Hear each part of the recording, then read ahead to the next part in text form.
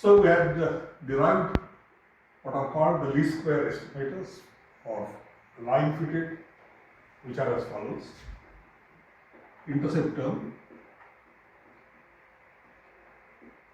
and the slope term, which is, I'm going to write them in all the kinds of notations that you can come across various texts. The basic data terms is like this.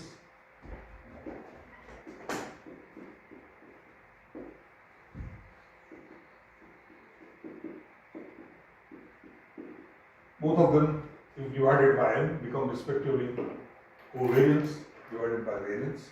It is not necessary to really divide.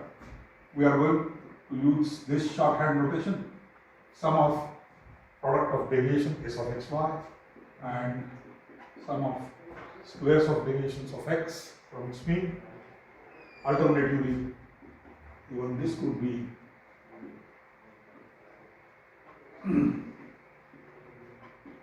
notation that you will come across. All of them are equivalent. To have such kind of a formula or an estimator is one thing, but ultimately the strength and the quality of the kind of faith that we can have in these estimated parameters ultimately depends on how much has been the error, the size of the error. But of course, it's not size of the absolute error, but it's size of the squared errors. That means we have, in fact, derived these two formulas by ensuring that this quantity, as we will see ui square, to be minimum. And in that case, what is the size of summation ui square? We have chosen a and b such that summation ui square would be minimum, of course not 0. If it is 0, then there would be a unique line. There is no question. It would be very easy to compute a straight line. But what is the size of this is in fact going to be one primary statistic that we are going to use about. In fact, in a sense, estimating the model like this, we are effectively trying to model, in fact, the error term, the way error term behaves, the way size of the error term, and so on and so forth. So, given now the formula for knowing what the a and b would be, ensuring that summation ui square should be minimum, what is that minimized summation ui square? And in what sense can this be measured in terms of these parameters? These parameters really effectively mean in terms of these statistics that we have calculated, with which we are familiar, like covariance or covariation or variation or variance and so on. There is another notation which we will use subsequently. This is s of y. There is sum of squares of y deviations from its own mean, which will be in fact same thing as y minus y bar square. Now let us try to see how this is going to be related. This quantity ui square being related to a and b, and let's now see and discover how they could be related, how this could be computed straight away. We started with this equation, y r minus a minus b minus xi whole thing square. Now we have got the estimator a and b. Let us find or replace those values here. So what do we get? For example, if I write yi minus a, but what is a? A is equal to y bar minus beta times x bar plus b, or rather minus b, into xi square.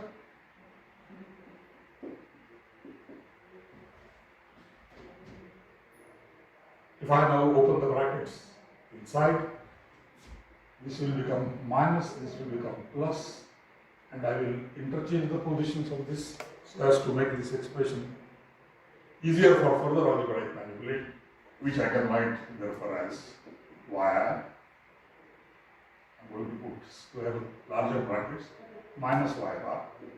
This is going to be my first term, and I'm going to collect the terms which involve b, and I will change their positions. Therefore, I will be able to write this as minus b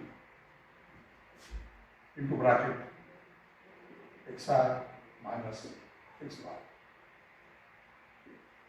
and this whole thing square. Now we have got familiar kind of an expression, like something like a plus b square. We will complete the square. If we complete the square, we get the expression which is as follows.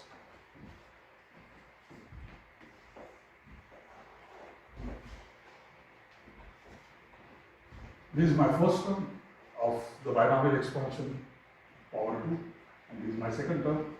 So what will I write? I will write summation ui square equal y. Please remember the summation notation here. 4p square minus b times summation xi minus x bar.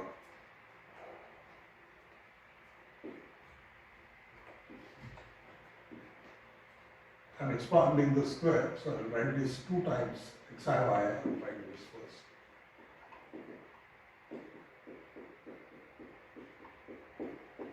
And of course, the square of this term, which will involve b square into xi minus x bar square. So I have completed the square. Now let me operate summation operator. So when we get summation operator, the first term is summation of y minus y bar square, which is the same thing as s of y bar, sum of deviations of y. This into this is something that we have called as s of xy. So it is going to be minus 2 times, sorry, I forgot to write b here in this term. So 2 times b times s of xy and plus b square times s of xs. But we know the expression for b. What is the expression for b? The expression for b in this notation is going to be s of xy divided by s of xx. So let us substitute that. So we get this as s of y minus 2 times s of xy divided by s of xx, the expression for b, which will be further multiplied by s of xy plus b square, that means the square of this and the square of this. So it is going to be square of s of xy divided by square of s of xx into s of xx. So this is the expression. And this expression we can further manipulate. We get s of yy minus, so this is s of xy into s of xy, so it is going to be minus 2 times square of s of xy divided by s of xx. And this term is going to be this s of xx, which gets cancelled with this square term, so what remains is again s square of xy divided by s of x's. As you can notice, these two terms are identical. In fact, this is 2 times this, so one of them will get annihilated. So what remains is this. So we get an expression for summation ui square, which is equal to this. Now, let us get back to what we defined yesterday as correlation coefficient. What is the correlation coefficient in this notation? R in that case would be equal to s of xy divided by s of yy into s of xx, but these are variance terms, so we must write them as under root. As you can notice, if I divide by n, this will be divided by n, this will be divided by n, this will be 1 over n, under root, so n into half into n into half, therefore this will get cancelled. In this sense, again, dividing by n becomes redundant, so I won't do it, but this is my expression for correlation coefficient in this notation. The purpose of why we are looking at this manner. Now if I define r square, what will I get? What I will get is square of s of xy, the numerator, and these two terms which are under root will vanish on squaring, so I will get s of yy into s of xy. As you can notice, the similar term is appearing here. The only term which is missing is s of yy, which is there in our square. So let us bring it there by multiplying this term dividing the term simultaneously. So what we get is a term which is exactly same as r square. So I can write therefore summation us square will be equal to s of y, and this we know is r square, so minus r square into s of y. And therefore I take s of y common. What remains in the bracket is r square, which is r between x and y.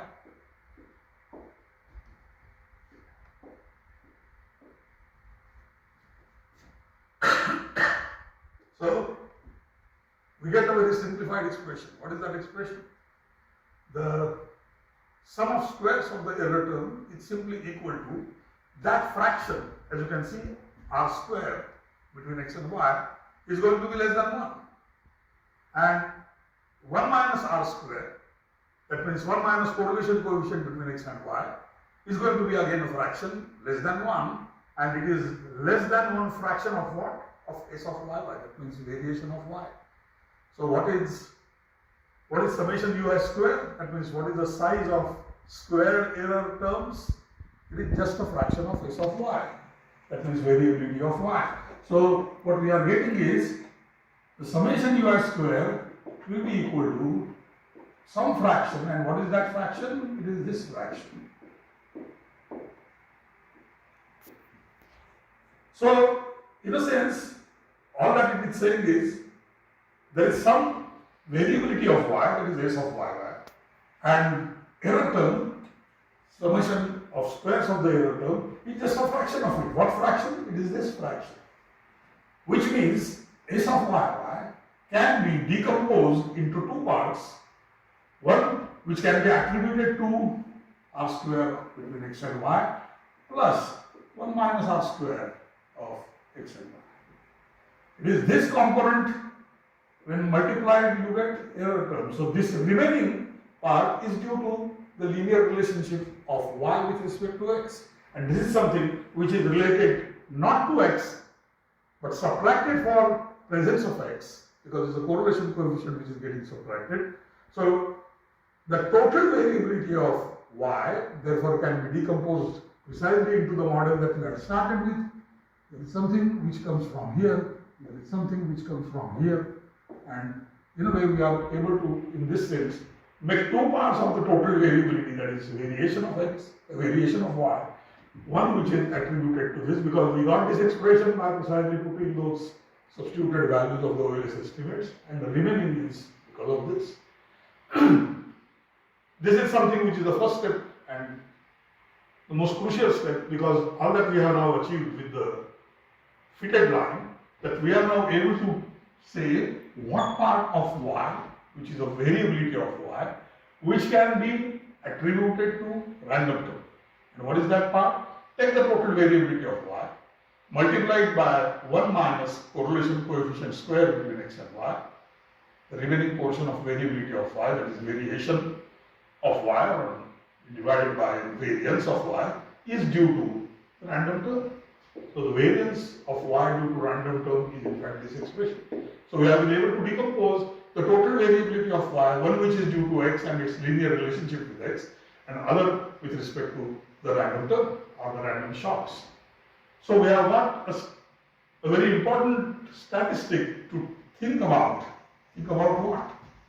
Think about the estimated coefficients. Now, stronger the correlation between x and y, what will happen? What will happen is this value will become bigger and bigger, and consequently 1 minus r square between x and y will become smaller, because all of them should add up to 1. So higher the correlation, better would be the b, to believe it, because it accounts for, this a plus b taken together account for very large proportion of variation of y. How much is that proportion? Answer is simple, r square between x and y. So all that we have in fact discovered is to understand how the correlation coefficient between x and y can be transformed to get something that we have called as an equation. Because the slope of that equation is nothing but a revised version, is a scaled version of the correlation coefficient. So again, small algebraic exercise. Find out how B could be written in terms of correlation coefficient and of course the variability. Variability of what? Y and X. How do we measure it in terms of Y and X? We calculate something that can be called as standard deviation of Y and standard deviation of X. So try to find out an expression for B involving these three parameters which are estimatable from the data. Because that shows that, as now you can see, X and Y correlation coefficient is a pure number between -1 and +1. It has no units. Whereas when we talk of slope, it must have units. Which units? The unit of Y divided by unit of X. But when we are looking at a correlation coefficient or the square of correlation coefficient, what happens? For example, X is in terms of rupees and Y is in terms of suppose tons. Then what will happen is, this is going to be tons into rupees. Or let's write it here, this is going to be tons and rupees. And this again will be going to be tons and rupees. And they will get cancelled. So what remains, of course in this case it would be square, in this case there would be the original units. So they will get cancelled and therefore R remains as a pure number. Correlation coefficient has no other dimension. But when we put linear relationship between Y and X, what we are trying to estimate as B is a slope coefficient, which is in fact saying that B is equal to change in Y divided by change in X. And Y will have the measure of, for example, tons, and X will have measures in rupees. So the slope coefficient must have units. That's the reason why, in fact, which we get from these two parameters. So just try to imagine in what way we can get correlation from correlation coefficient, a version of B where correlation coefficient is independent of units, whereas the B, the estimated slope coefficient, must have units. From where do they come? They actually come from these standard deviations. Okay? So we have got a method of finding out how much variability that Y has can be attributed to X and one that can be blamed on the effect of random factor, that is random term. And we can decompose this, and that's the reason why it is often called analysis of variance. Variance of what? In this case, it's the variance of Y. And it is analysis in the sense it gets decomposed. One which can be attributed to linear relationship which Y has with respect to X, and that is something which is often called explained sum of squares. And something which cannot be explained in terms of X, and something which we don't know why it happens, but it happens. And that is something, an effect of a random operative process, and therefore it is called the sum of squares, which represent the variability of Y, that means the variance of Y, has its origins not only in X, but also in the random term. But you can get that only after subtracting this. What is this? This is going to be equal to R square between X and Y multiplied by overall variability of Y, uncorrected for degrees of freedom. And what remains, there is total variability, which is going to be S of Y. So what remains is in fact 1 minus R square between X and Y into S of Y. And that's why it is called residual sum of squares. So this residual sum of squares is a very important measure with which we are going to judge the regression. If the total sum of squares, that is representing the variability of Y, if the share of this, what we call explained sum of squares, meaning thereby that part of variability of Y which is linked with, which is associated with variability of X, is explained by X. And what is not explained by X is the residual sum of square, which is due to the random shock. If the share of this is much higher, suppose something like 95%, then we'll say that only 5% of the variability in Y is due to the random factor. But suppose this happens to be 45%, then this will be 55% because they must add up to 1. Or both of these as a percent, they must add up to 100.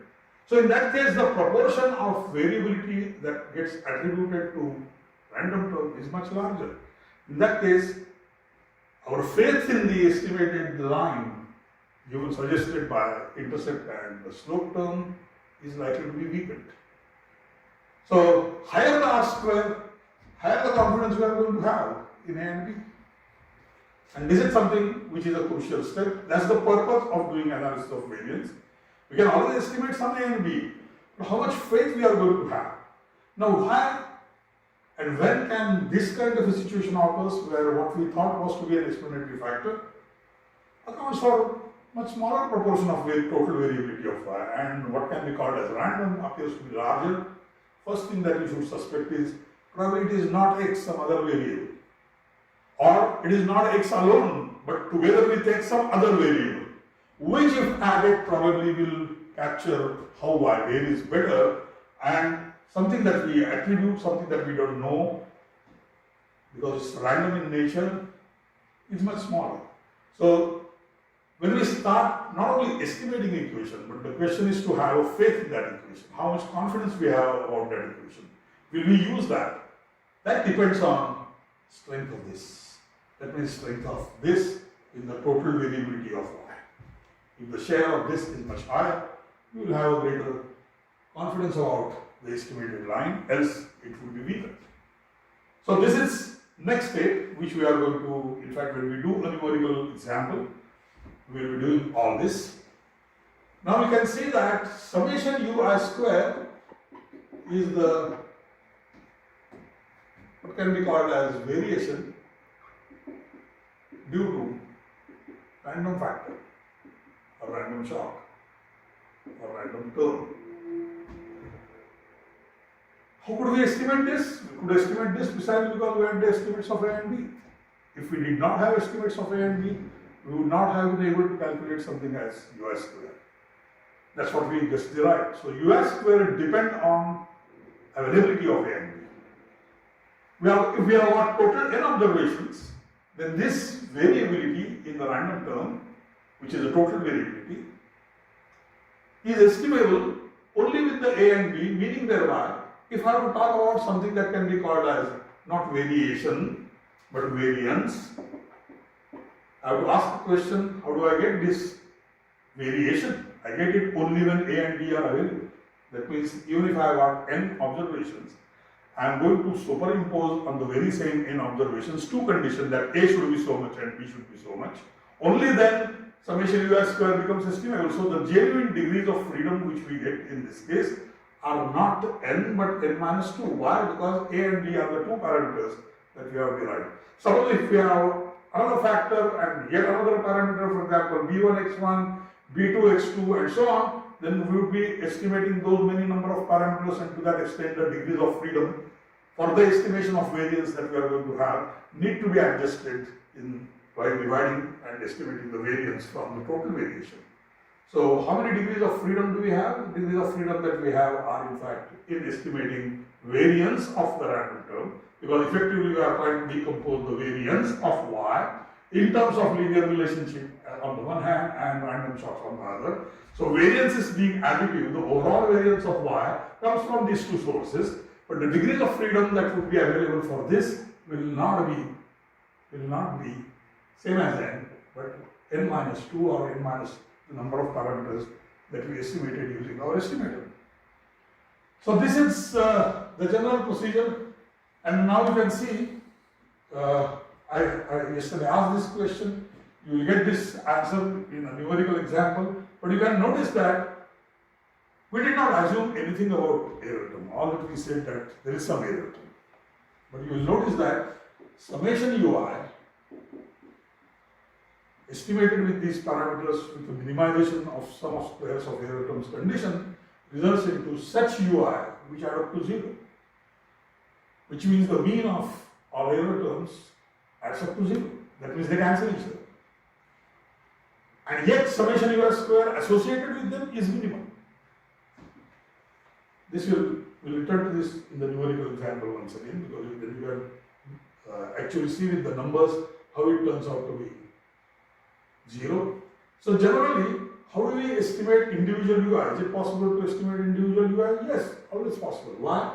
Take original y as you have observed. But in the presence of this, you believe that this is in fact a true relationship which y has with respect to x. So what you do is take the same x value that we have used, plug in this part of the equation with these two estimated parameters with the estimators that we have derived, the least square estimators, and then you will get what can be called as estimated y. So this is something that you can call as actual, sometimes also called observed y, and this is something which is an estimated or fitted value of y. Usually fitted or estimated value of y is written as y cap. This is written in its original form. And if these are identical, then there is no error. If for every value that x that you plug for give estimated values of a and b, all of these turn out to be identical, then the sum of error terms will automatically be 0. But in fact, that's not what happens. For the first observation, there will be E1. Then for the second observation, there will be E2. And so on. You will get n individual error terms. In most of the cases, we are not interested in individual error terms. Sometimes we may be, because there might be some observation where the error term that crops up is very, very large. And probably that observations also needs some additional thinking and reflection. But we will come to that later. Something which happens with what is often called outlier in the sample.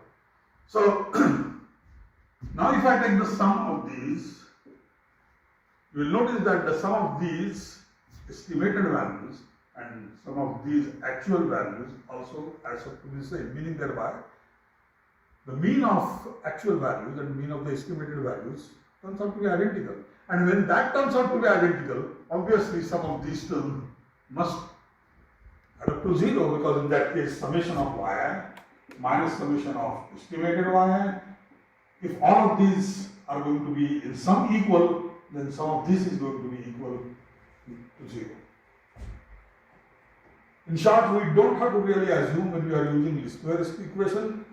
Ensuring that the error terms add up to 0 is a natural consequence of minimizing sum of squares. We don't have to assume error terms add up to 0. It ensures that values of a and b would be adjusted such that summation ei terms turns out to be 0. Okay? So, now comes the problem. We have got, and let us complete this. We claim that the nature of estimators that we have derived, what are its properties? There are 3 properties which I had earlier mentioned. They must have least variations. That means they are called best. They must be linear in nature, and they are unbiased in nature. What is the meaning of this? The meaning of this is, if I use these estimators. For example, our estimator for A is y bar minus b times x bar. Our estimator for B is summation small x I y divided by summation small x I square, that is covariance of x and y divided by variance of x. There is no other formula which can give sample to sample variability around population parameter which will be lower than this. Then we call that to be the minimum variance. So I have to think of some other estimator. Other estimator means presently we are using this as an estimator.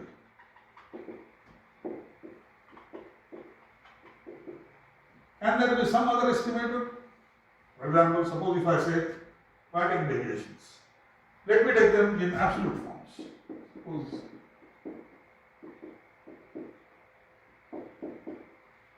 what is the difference? If I write it in the usual complete notation, our estimator is summation xi yi minus n times x bar y bar, term which is missing here, and summation xi square minus n times x bar square. That means these are the two correction factors for the means that we have used. Suppose if we drop them, still this could also be an estimator for slope. All that we have done is we have reduced this by some quantity, reduced this by some quantity, and I have added them or subtracted them. So why not this as an estimator of slope? Which, if we compare now, suppose if I call this to be beta tilde, suppose I call it beta. Suppose this is my alternative competitive estimator, and this is my least square estimator.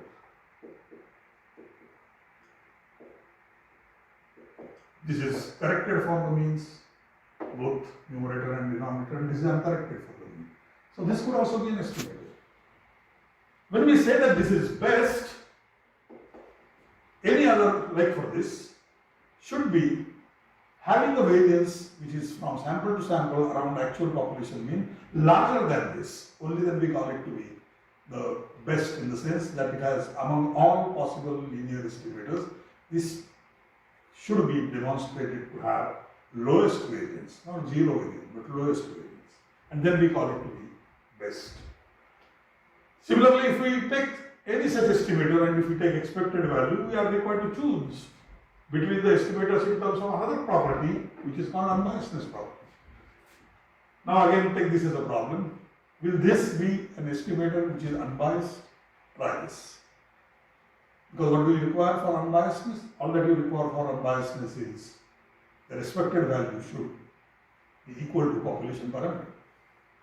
And if in repeated samples, if we get it, then this could be unbiased as well. But test it. This is a problem. Test that this could also be an estimator and find out whether such an estimator would be unbiased or not. And suppose for a moment, let us believe that it is unbiased. What is the variability that can be attributed to this estimator against this estimator? If that happens, both of them are unbiased, but both of them need not have same variability. So we will choose the one which has got not only unbiasedness, but also the variability too should be least. So suppose between these two, if this has the least variability, we will choose this. If this has the least variability, we will choose this. So for every estimator that is proposed, we should be able to demonstrate that and find out whether they are unbiased or not and what is the size of variability which is associated with them. We will do all this with the help of some problems. I think these problems are there in one textbook, namely Johnston Econometric Methods. We will take those problems so as to show what does it really mean to have competing estimators and how does one choose on the basis of the properties such as unbiasedness and the minimum variance. The third in between property is to show that it is linear estimator. Again, if it is a linear estimator, for example, we are claiming that OLS estimator is linear. This is our OLS estimator for example, slope coefficient. What do you mean that it is linear? Is it evidently, obviously linear? It doesn't look like it has got an XI square term. But can it be rendered, can it be analyzed to realize in what sense it is linear? So to do that, let's do a simpler thing. Let this summation be as it is. All that we will do is we will replace this expression by its original level-based expression. What is small yi? We know that small xi is equal to I minus x bar and small yi is equal to yi minus yi. So all that we are going to do is we are going to substitute this expression here. Being a deviation from mean, what do we expect of summation xi?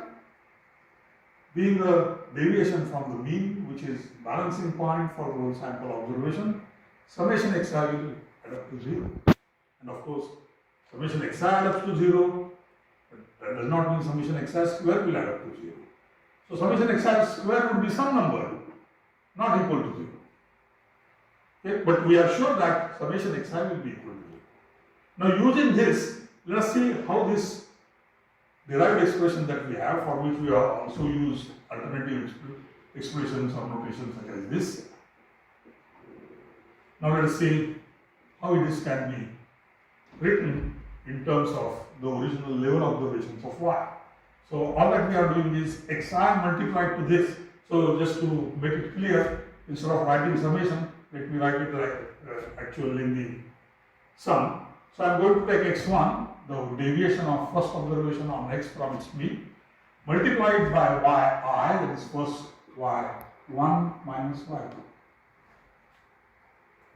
plus small x2, second observations of x measured from its mean, that is deviation of the second observation from mean, multiplied by y2 minus y bar.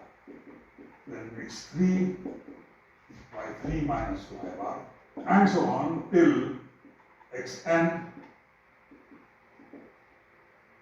yn minus y. Okay? And the whole thing is divided by the same constant. That means that can be written as 1 over summation xi squared. Okay? Some variance of x. Now as you can see, I can multiply these x1 into y1, x1 into y bar.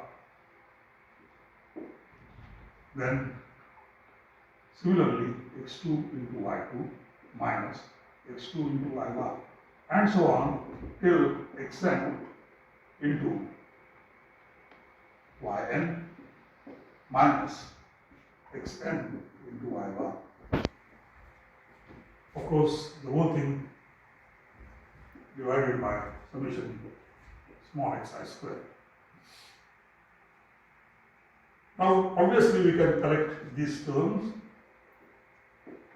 which involves y bar and collect remaining terms which don't involve y bar. So, see what happens? x1 into y1 plus small x2 into y2 plus small x3 into y3 and so on till small xm into yn. And all remaining terms are going to have y bar common, so and all of them have negative signs, so I will write it as minus y bar times x1 plus x2 to xn. As you can see now that it has been decomposed into two parts. Y bar is common, and what therefore all that remains inside is the sum of deviations of x, which we know are equal to 0, hence this term is redundant. It becomes 0. So what remains? What remains is there is summation xi square, small xi square outside. So what remains is now this expression is therefore reducible to an expression of this sort, where x1 into small summation xi square, every term is getting divided now by small xi square, which is multiplied by y1, plus x2 into summation xi square multiplied by y2, and so on till xn divided by small summation xi square into yn. So evidently, our slope coefficient is a linear function of y values. It is just added. We are just adding y values, but not adding as they are, otherwise there would be summation yi. We are adding them with these as weights, so I can call this as w1 y1 plus w2 y2 and so on wn yn. So as you can see, it is evidently linear combination of y values. That's why it is linear. It's a linear combination of y values in which manner? By attaching these as weights. What are the kind of weights that we are attaching? Each weight is in fact equal to xi square divided by summation xi square, and we know that if I take on this summation xi, this is 0, that means these are the weights where w1 plus w2 plus wn add up to 0. So we have got a peculiar weighting diagram or weighting scheme by which we take addition of y values with weights attached to each of them such that some of these weights add up to 0. In many applications, in many situations, we are often conversant with the weights adding up to 1. It is not necessary, weights can add up to anything, we can choose random values, yet they remain linear combinations. So we have got a special case here where the weights add up to 0. Why? Because we know that summation xi adds up to 0. So if we take sum of all weights, x1 plus x2, x2, all they differ only in these values. This is a common denominator, that's what they would add up to 0. And therefore, it is legitimate to claim that our estimator of slope coefficient happens to be nothing but a linear function of y values. It is a linear combination of y values. Hence, we say this is the linear estimator. Why is OLS estimator of slope linear estimator? This is a demonstration of how it could be argued to be linear combination of the y values, hence linear function of y values, hence it's a linear estimate. So what remains to be tested, what remains to be seen is why they are called best, why they are called unbiased, which we will do subsequently, but we will do it with examples where we will be able to compare them with actual alternative estimators, so that the sense of why among all possible estimators, because when the econometrics textbook refer to them that among all possible linear estimators, in this sense they should be linear, in all possible linear estimators, the variability of this estimator from sample to sample is least and it is also unbiased. So even if we take all possible unbiased linear estimators, insofar as we are able to show that the variability of OLS happens to be lowest among all competing other forms of estimators, such as for example summation xi y by summation xi square, x and y capital, then this claim would be true. Of course, it is possible to demonstrate merely logically.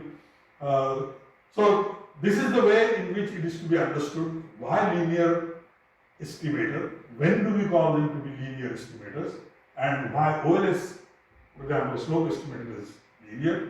Evidently, y bar, if this is linear, A is also going to be linear because A has only additivity function y bar minus b times x bar. So it is also again demonstrable to show that this is a linear estimate. So this is something that with which we are going to proceed, but to fix the notions of analysis of variance and also the way in which estimated variance of the error term is used for the purposes of estimation and kind of inference procedure which is associated with it, which takes us into another part of the argument, or in fact a branch in statistics which is called hypothesis testing. That is something that we will be doing, but with a numerical example, so it becomes more tangible and concrete. And as far as possible, we will take simpler numbers so that we will be able to do it even by hand without use of either computers or the calculator. And then we will compare the alternative estimators of the type, for example, which I have suggested, and see in what sense they could be called linear or not, unbiased or not, and minimum variance or not. So this is going to be the material that we will be covering in the next lecture.